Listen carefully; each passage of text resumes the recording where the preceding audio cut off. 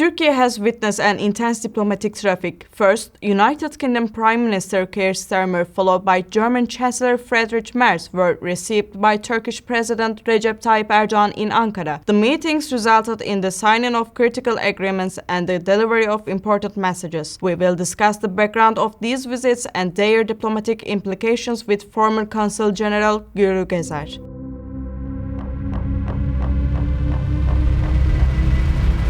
Ms. Gezer, thank you for accepting our interview. First of all, what does it signify from a diplomatic perspective that the leaders of the United Kingdom and Germany visited Turkey during the same period? How do you assess the timing of this visit and the strategic motivations behind it? Well, first of all, thank you for having me. As you've rightly put, they were back-to-back visits. First, the Prime Minister of the UK paid a visit, his first actually official visit to Turkey, during which a very important agreement was signed between Turkey and the United Kingdom, the procurement of the Eurofighter Typhoon jets. And one day after, the Chancellor of Germany was in Ankara to meet with President Erdoğan. The timing, of course, of the visit indeed was very important, as the efforts to find a peaceful solution to the war in Ukraine are intensifying. Turkey has played a pivotal role in trying to find a peaceful resolution to the conflict in Ukraine, as well as, now we have a Trump peace plan with regards to Gaza. And again, Turkey has played a central role in striking a deal between Hamas, Israel, and Turkey is also a signatory of the letter of intent at the Sharm el-Sheikh summit in Egypt. So I think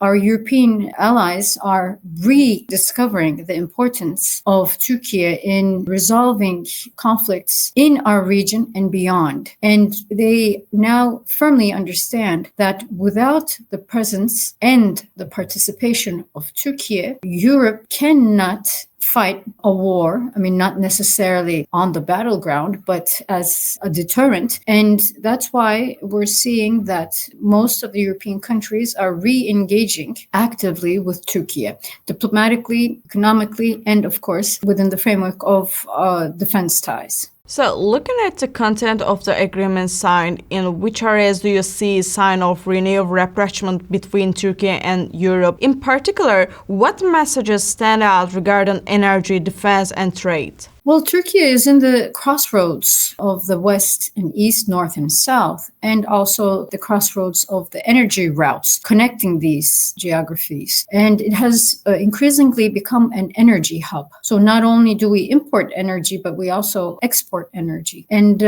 with the war in Ukraine, Turkey has become more and more important for Europe as a transit country and as a supplier. So these two visits obviously underscore the importance of Turkey within the framework of energy. Secondly, Turkey's defense industry has boomed over the past couple of decades, and we have a very strong army, combatant army. As you know, most of the conflicts that have emerged after the 1990s have emerged in our region, in our vicinity. Turkey's preparedness has been at the highest level, while most of the European countries have decreased over the years, especially after the Second World War, their defense budgets, and prefer to allocate their budget in other areas. But Turkey has always had, allocated a significant amount of its budget to defense spending and maintained a very strong army. And Turkey is NATO's second strongest and biggest army. So now European countries understand that defense architecture